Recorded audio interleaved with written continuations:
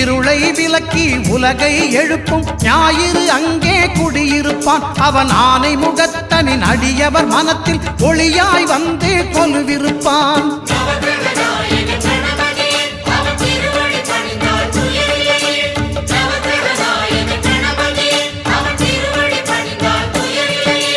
ஒன்பது கோளும் ஒன்றாய் காண